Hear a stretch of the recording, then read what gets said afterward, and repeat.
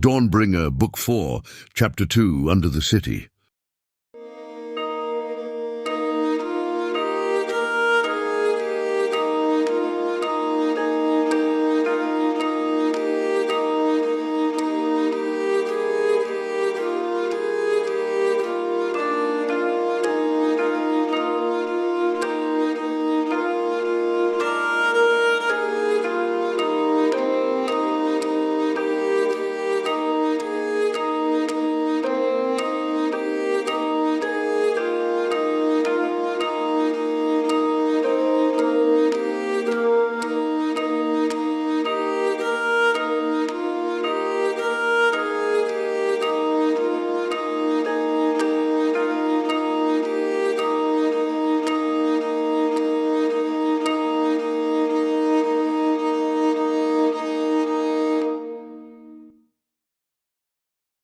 Eldarion and Elmarie both feel it. The attack is coming in a matter of days. The sense of impending danger, the darkness that flows in as if on the fringes of their consciousness and grows hour by hour, all of this and more awakens in them the conviction that they have very little time to prepare the people of the city for an attack that by its intensity shall make the assault on Ristfand pale in comparison. Sharing this word with their companions, as well as with the Council of Onilanden, they all set to work in preparation. As recommended, weapons are placed into the hands of every person, be they man or woman, and be the weapons sword or spear or sharpened tools of trade. Torches, too, are prepared in vast number, and placed in sconces throughout the streets and alleyways of the city to be lit to dispel the shadows from which alone the Druidach appear. Handheld torches are also given to each family in accord with the number of persons in each household, so that none may be without light. But how can every shadow be banished from a city? Shall not a corner here or a crevice there remain, from which the enemy may take shape and thus step into the light to assault it? They have little hope of preventing the attack, and little of controlling from whence it shall arise. The amount of unknowns that stand before them is great, uncountable, and their preparations remain founded upon guesswork or frail hopes and intuitions, rather than upon the certainty of what awaits them. Yet they have no choice but to so prepare. Eldarion approaches Sirion with his worry, and with the burdensome fear that weighs upon his heart as the day of attack approaches, and the latter responds in a gentle voice, "It is impossible to cut off every avenue by which the darkness would assail the light. This is as true for the battle with the Ertenga as it is for the life of the spirit in its hidden depth. But to live in fear of the darkness is to grow weak and constricted, until the heart is paralyzed by the evil that could assail it, by the evil that lies within it. It is important to be aware of the dark and to know what ills it can bring, particularly the ills of cooperating with the inclinations to evil that, due to our fallen state, reside within us.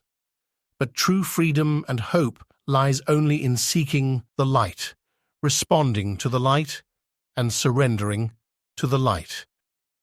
Only a light greater than our own can counteract the darkness, both within ourselves and outside of ourselves."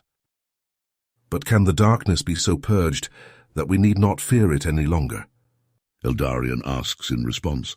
Is it possible for the light, not our own frail light striving in combat with the darkness, but a light greater than our own, to dispel all the lingering shadows and to grant us security and serenity in the abode of enduring light? With a mysterious glimmer in his eyes, Sirion asks, "What does your heart tell you?"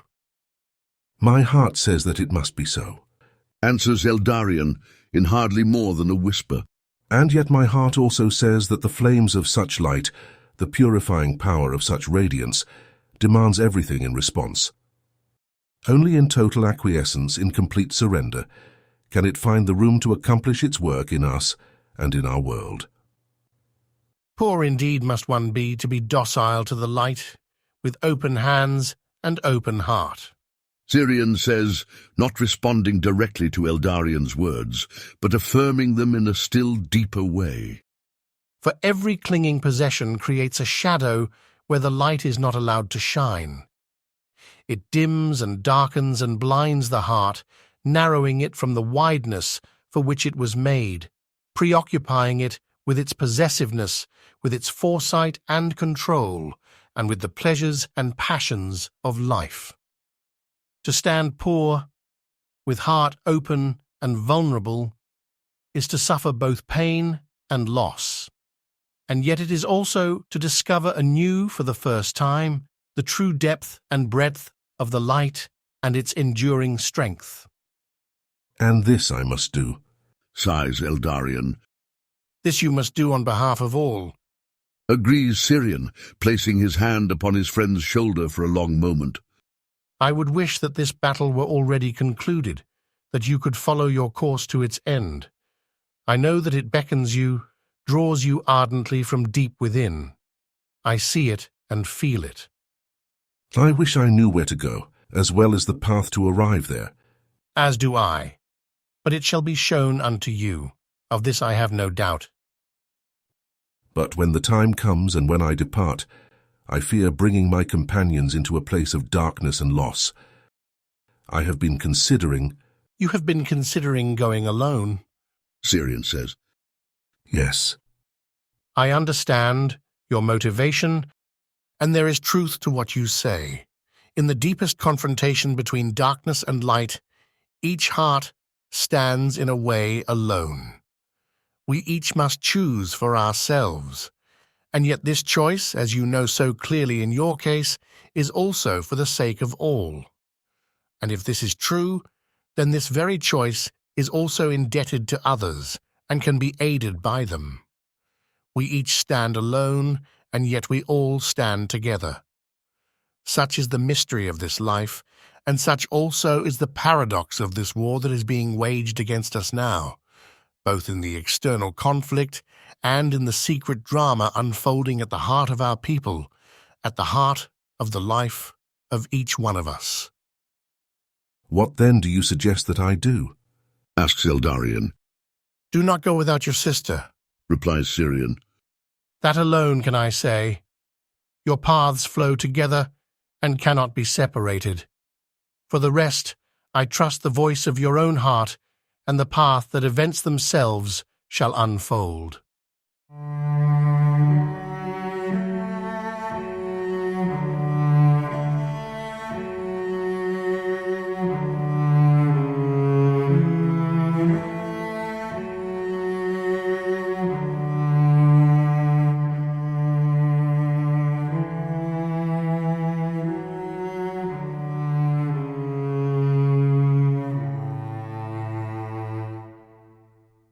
The reddish glow of twilight illumines the sky as if a parting gift of beauty before the descending of the night, and the snow-clad landscape shares in this light, enfolding the city all around and sharing with it the whiteness of its pallor, whose purity stands in sharp contrast with the darkness that the citizens fearfully await.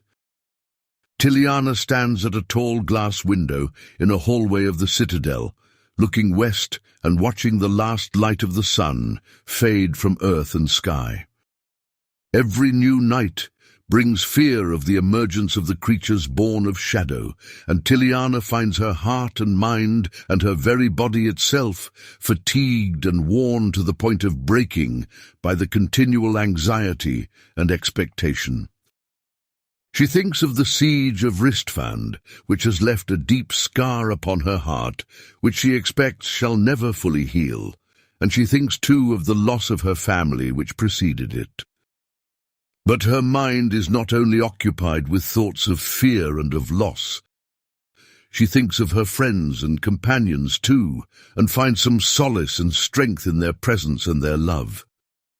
Though she must also admit to herself that the thought of them deepens her fear, not perhaps intensifying it, but giving it another color, another level of intensity and seriousness.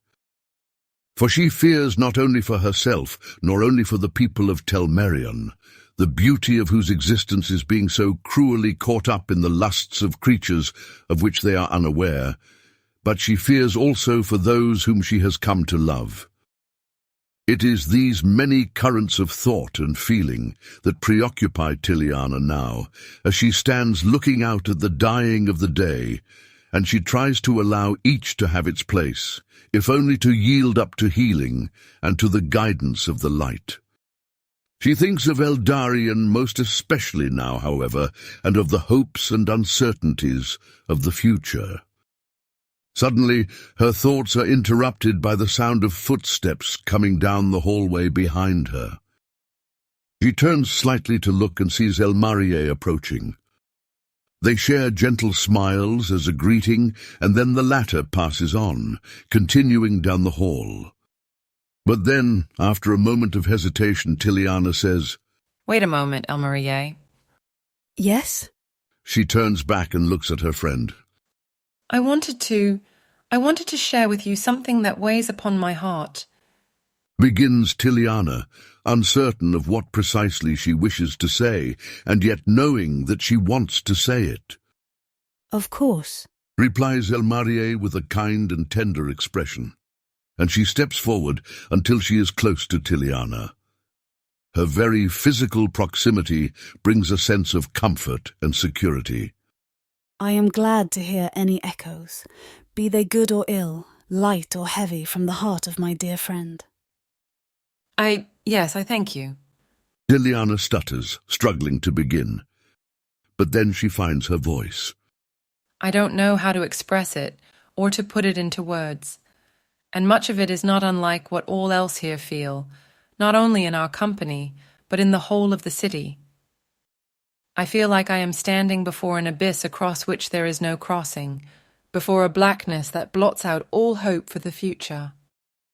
All that I loved in the past was torn away from me, and I was left gasping for air. But then I was given you, all of you.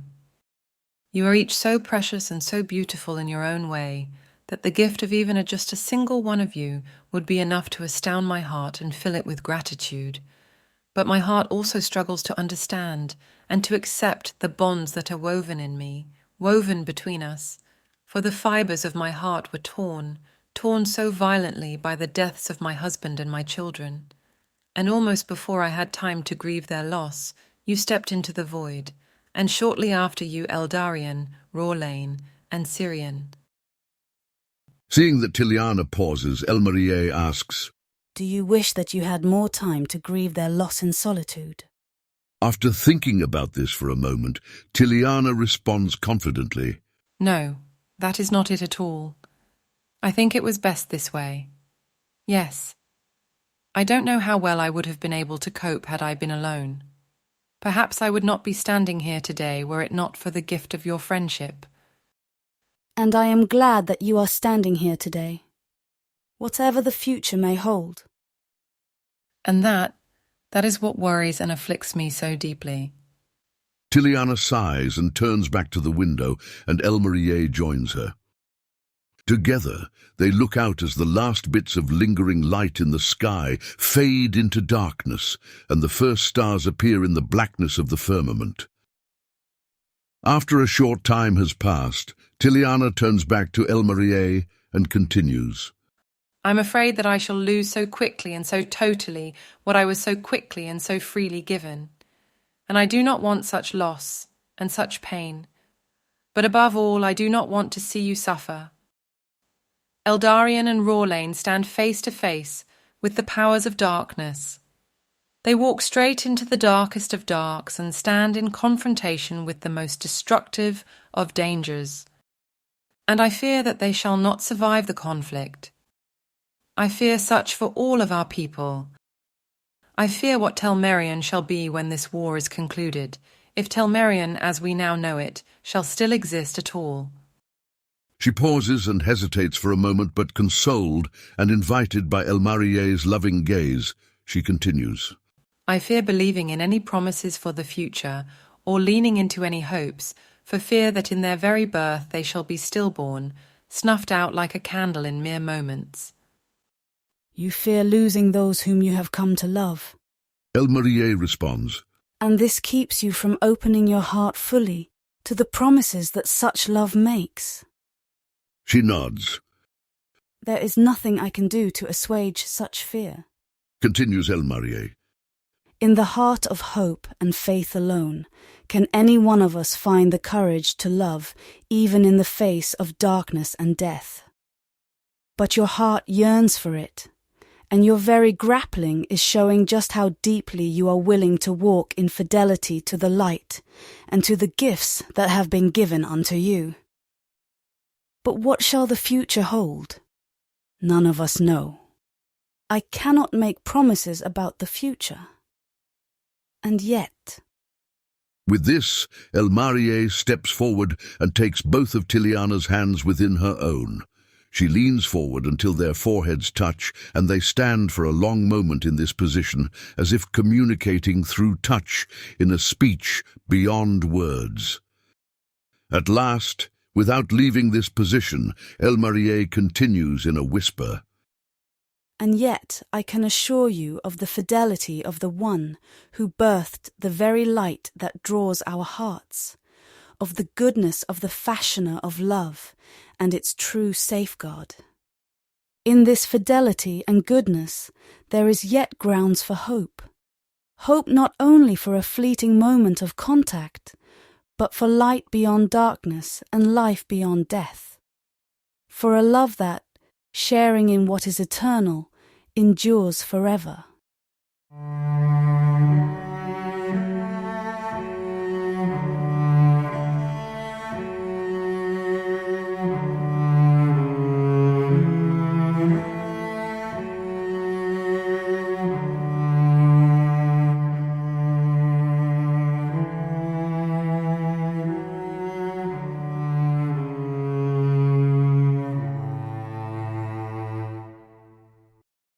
On the following day, Syrian and Rumdil discover the traces of the cult beneath the earth, in a sewage tunnel that passes the entire length of the lower city. Before entering, they ask Eldarion, Rorlain and Brima to accompany them. The entrance, or what appears to be the entrance, lies off the main line of a sewer that flows from the upper city, a sewer accessed only by removing the heavy grating that lies upon it. This itself was no easy task, for the bars had long ago rusted, and whatever key there had once been was lost. But finding access to the secret underground passage, this was even more difficult.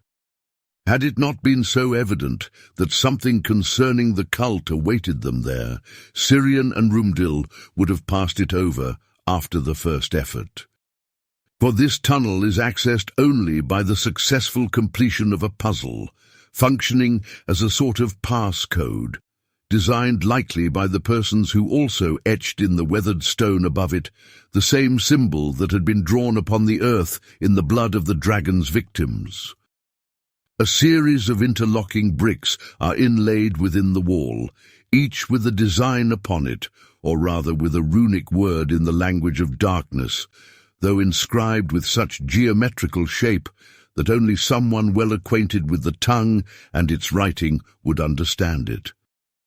But such is Syrian, perhaps the only man who, without having any acquaintance with such cults and their activities, is nonetheless well versed enough even in the darkness to understand their secret runes. A grievous and yet fortunate providence. Have any of you a piece of paper upon which I may write?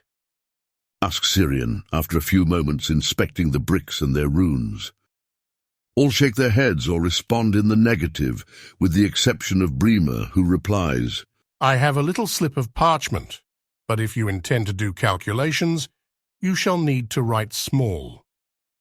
I will try. It is better than attempting to do calculations against the stone, says Syrian, looking at the parchment, which is hardly more than 4 by 4 inches square. With it, Brima hands him a graphite stick.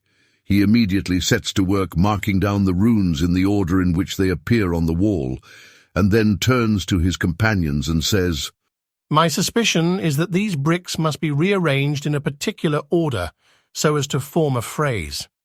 Our task is to discern what that phrase may be. Syrian takes a few minutes to write out the runes in their given order upon the paper given to him, and then, for another quarter-hour, dwells upon them, rearranging them in his mind, all the while using his fingers to calculate as best he can. The others remain at his side quietly, not wishing to disturb him, but also at a complete loss as to how to aid him. At last he looks up and says, "I think I have it." He then occupies himself in rearranging the runes in the order that he has discovered. Once this is accomplished, the bricks begin to glow with a reddish light, shifting before their beholding eyes from the runes of the dark language to the letters of the common tongue, legible to all, though intelligible only to Syrian. In addition, in the center of the bricks, a circular design appears, as if awaiting a simple touch to unlock the door completely. But before anything, Syrian turns to his companions and says, "That was much easier than I expected it to be. Once I was able to discern the gist of the words, my mind was able to unfold the rest of the meaning, little by little, from that seed." I am quite impressed, remarks Eldarion softly. "You should not be," replies Syrian. "Either way it is complete, though the words are not pleasant." And for a moment he turns again to look at the wall, and looking with him, Eldarion reads, "Quandas din creshas borgus mandur, quandas lugdem degas argmascandur, quandas draias candul, ane falteandur, lorsunas dimindur carles shekranur. Mortegs in agronis carterganur, verdrex roga promkes, lugbuca bur verdex capaca maxor crinucha. Lugvalti aberuag, eroag, lugbuch gordes lug, vardas interganur, lorsdin crinusha car mortka jonanur." These words, Eldarion sighs as the realization dawns upon him. they are the words of a bone-chilling chant that Maggot pronounced whenever I was in his custody. It was intended as a mockery, and felt as such, even though I knew not the words. Shaking his head sorrowfully, Syrian replies, "And you were right to feel so. For I will give you the words, translated as best I can in a short moment into our tongue, though they don't quite do justice to the succinct intensity, to the gall of the words in the original language." He then recites, "When the dark grows, let us all rejoice. When the light decreases, let us all exult. When the Draen ascend, let the Anaean falter. Let the radiance of the one diminish and shrink. The king shall arise as promised, the light-bearer, but even when his strength reaches its height, it shall be crushed. The light shall falter, faltering to nothing, the abyss of abysses. The light-born bearing light shall suffer in torments, all radiance crushed, and death shall be his reward." For a moment, the impact of these words hits Eldarion almost like a physical blow and knocks the breath out of him. He feels their force directly, and becomes aware in a single moment both of the fact that the Draen have long known of the coming of a promised king, and also that they have had every intent to destroy him. As he opens his mouth to stammer out some response, he is interrupted by Rawlane, who says, "Well, that is not encouraging in the least, but I suppose we could have expected nothing less." "Indeed," says Syrian, placing a consoling hand on Eldarion's shoulder. "Try not to dwell on it overmuch. I would not take it as a prophecy or an assurance, however frail, of the future. It is but the resentment and hate of creatures who have become so corrupted from their original purpose that they know nothing but hatred and envy." To this, Eldarion nods and says, "Yes, you are right. I shall try to do precisely that. But come, let us press forward. The way is now open." And with this, he places his palm against the center of the wall, and here the stones part, opening to either side like two sliding panels and revealing a hidden passage beyond. Without further delay they enter this passage, narrow and dark, guided by the light of the torch that Syrian carries, and lit from behind by a like torch in the hand of Rumdil. The walls are of rough-cut stone, overgrown with moss and lichen, and even apart from the sewer that lies now behind them, the air is damp and cool, though in contrast with the wintry temperatures above ground, it feels warm in comparison. For perhaps 100 yards, the passage continues without deviation until, without any prior indication, it widens and opens out into a vaulted chamber with a ceiling 15 or 20 feet high and a good 40 across in both directions. Whatever was once done here, it looks to have been brought to an end. For it is dark, and the air hangs heavily, as if no one has been here in a long while. I would not interpret the evidence in such a way so easily, says Bremer. The air is heavy because we are below ground, and because we stand so close to the sewer.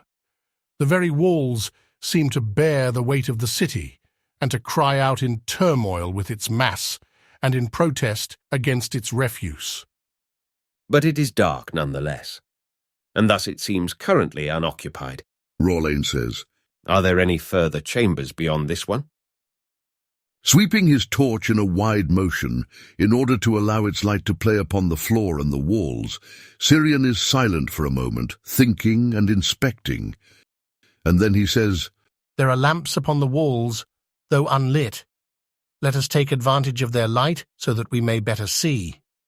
And so Rumdil and Syrian do, until the room is bathed in the warm and flickering light of more than a dozen mounted lanterns, and all is unveiled to sight with the exception of the centre of the chamber, which, being so far from the walls, remains mostly in shadow. The room, however, is almost entirely empty, with the exception of a few benches turned at odd angles, and yet all set as if to give a clear view either of the outermost walls of the chamber or of the centre, the benches not having backs. It is impossible to tell which. There are also bookshelves at 3 different locations along the walls, containing various texts, both in the common tongue and in the dark language that only Syrian knows.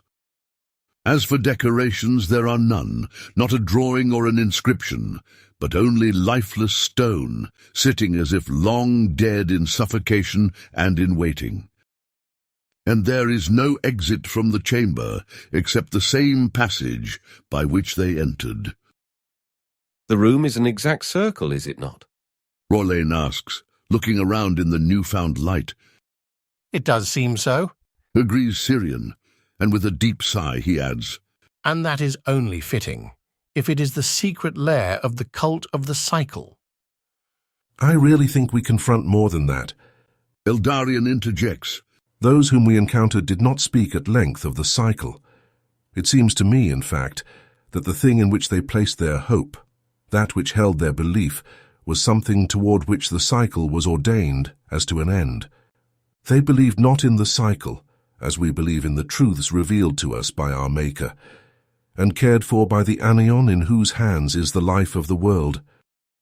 No, it seems to me that they worshipped a power yet darker and more irrational, one who, possessing superior reason, yet uses it to lead human hearts into a fascination with the absurd, with power and its capacity to use any violence to achieve its ends.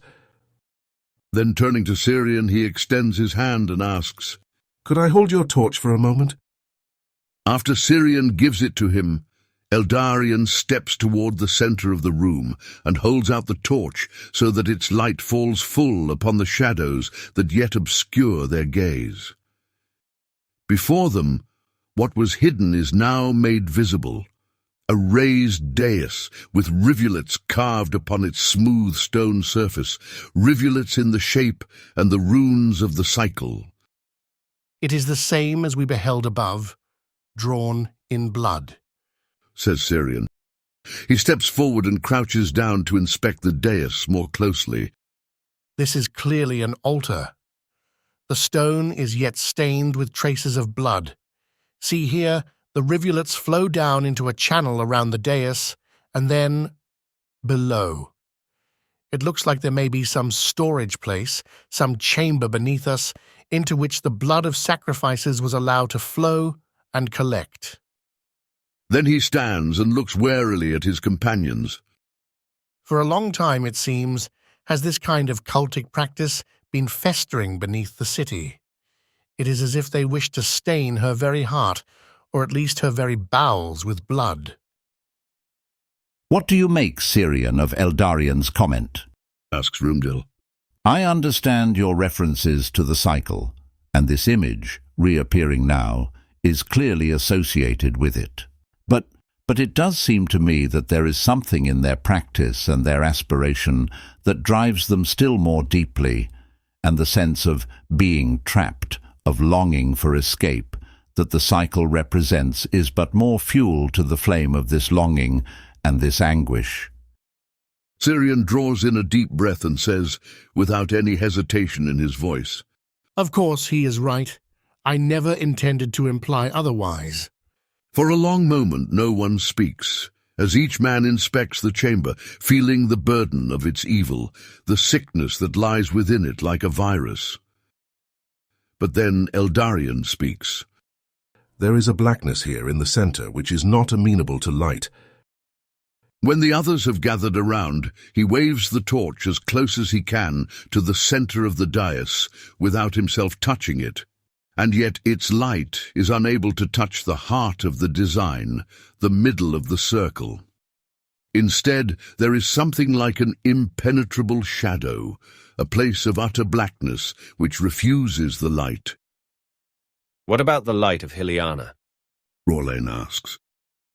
Eldarian turns and looks at his friend for a moment, his face conflicted, but then he nods silently.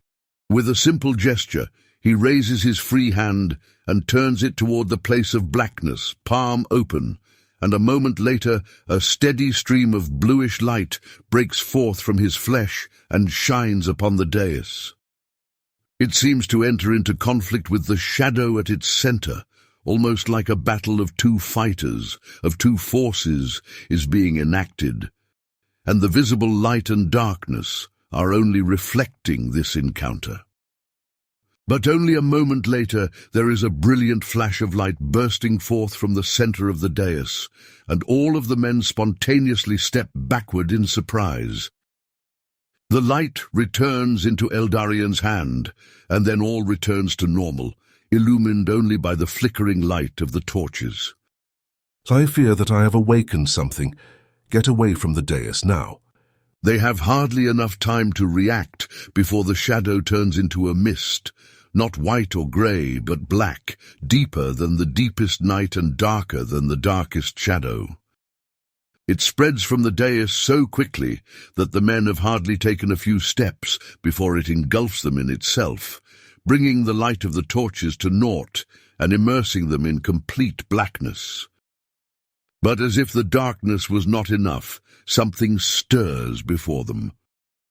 They feel it even before they hear it, a groaning as if of a creature long asleep, and raspy breath and the unfurling of wings. A moment later Rorlane whispers, his voice constricted by conflict and fear. I shall give enough light that we may see. And the blue light now radiates from where he stands, both hands extended, and it pushes back the blackness enough that the men may see the creature that stands before them. Whatever they had expected, it was not this. For the entity that they behold resembles neither the Druidach nor the dragon, nor any creature that they have seen before, any more than all living things bear a resemblance to one another, since composed of like parts. It appears as a creature of flesh, and yet its flesh looks more like shadow-given form than like a solid substance, or perhaps like stone come to life by an excess of heat. 6 arms it has, extending forth from a body that seems to perpetually change its shape at every moment, such that the true nature of the creature can never be clearly seen. And above it all extend 2 wings with a span of more than 20 feet, wings whose sinews are of a similar infleshed blackness, though the folds of them seem to be composed of solid flame, burning red, though consuming light rather than emitting it. It is a creature of paradox and absurdity, whose very appearance seems to assault both their senses and their minds and to force them into submission. Raising its wings until they touch the ceiling above, the creature lets out a bellowing roar that sounds like two stones of immeasurable weight and size grinding against one another with the force of giants. For a few long moments, none of the men are able to hear anything, and they fear that their hearing capacity has been broken by the intensity of the sound. But gradually hearing returns, and they are able to make out not only their own heavy breathing and the anguished beating of their hearts, but a voice coming from the creature, in similar but subdued tones. You come here with failing hopes and faltering strength, and you seek to set yourself against forces far beyond you. The beast faces Eldarion directly, though its gaze seems somehow to spread out to pierce the hearts of all the men alike, instilling in them a paralyzing terror. Were I one to pity, I would pity you, and yet there is barely a thought or feeling farther from my mind than that. You have come face to face already with two of my kind, and they toyed with you for but a short while. I intend, however, to immerse you in unending torment. It pauses now, as if to draw in breath, though it does not breathe, nor have need of it. Instead, the moment serves only to deepen the dramatic effect, as if a deliberate flourish in an oration meant to draw the listening crowd still more deeply into the spell that the speaker weaves with his words. When the creature speaks again, its voice is almost soft, like a whispered seduction into the ears of the heart, stirring lust, or like a lie that seeps in to cause doubt and confusion and shame. And much is said then to each man uniquely, which no mortal words can express even distantly, yet not because this voice speaks with such purity and simplicity, such depth and wisdom, that man only in the radiant lightness of his inmost heart can surrender to it. No, the subtlety of this voice is of a kind far different than the softness of the divine voice. It is rather the opposite, snaking its way into mind and heart under the cover of shadow, to work wickedness in the darkness, for fear of the light, and in hatred of the light. Lord of Worms and Lord of Mares, both have crossed your path, or rather you have crossed upon theirs, for but a little while. It says at last, as the disparate strands of its voice weave together again into a crescendo of sound that speaks to all alike, leaving their attention as though rapt with submission and yet drained of all presence, recollection, and resistance. But I am greater than both, and I carry on what they cannot do. They serve me, and I serve none. They have their tasks, petty filth, and they shall wreak what havoc they may in the domain allotted to them. I suspect that you shall not meet the one called Maggot again, for his pleasures lie elsewhere, and he prefers to torment those who are already far from the light. The creature then laughs a sinister laugh that is both deep and shrill, causing the stones of the chamber to quake. And the Lord of Mares, let me say, his day has passed. His pleasure lies in the nightmares of men. And what he once did in the world, stirring up war and strife, occupies him no longer. All those hordes of beasts fashioned by his own ingenuity, he cares little for them now. He taught us much in those days, but he gives hardly a thought to external warfare and destruction now. He is an untrustworthy ally in conflict, following his fetish without thought or care. But I take up now the mantle that he laid down, or rather I take thought of what he has forgotten, and I make it new, and all my own. So much better than he had ever dreamed in that ceaseless dreaming that is his.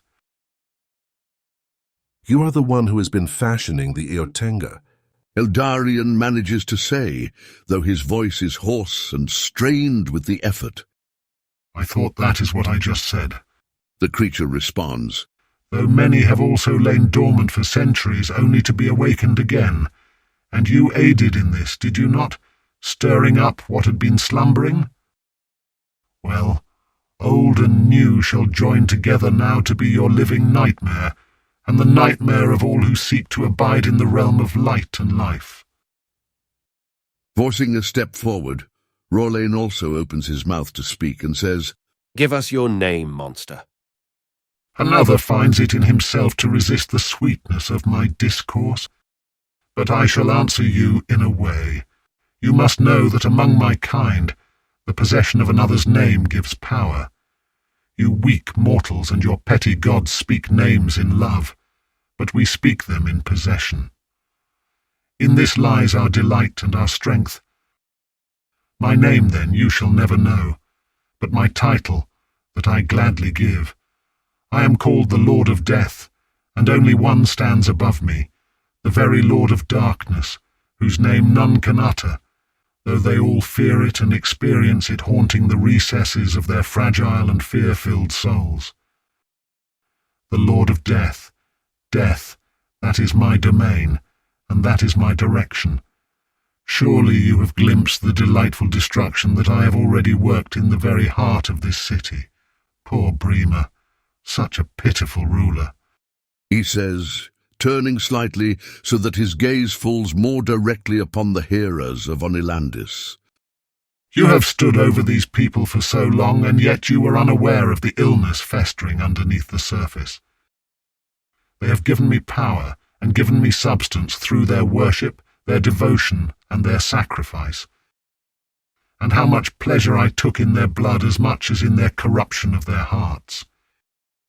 It is a cycle that I deigned to establish, or so a cycle it seemed unto them. But I know the deeper truth. They thought in circles and so came to seek escape. But I think in a straight line, from birth unto death, and death I seek. Yet dissolution of mortal flesh is not enough for me. Oh no, you shall all know soon enough in what consists my true delight and the object of my affections. The beast emits a sound as though in mockery, and then concludes, We have delayed long enough with petty mortal speech. Let me show you in the coming days the true nature of my voice and the depth of my power.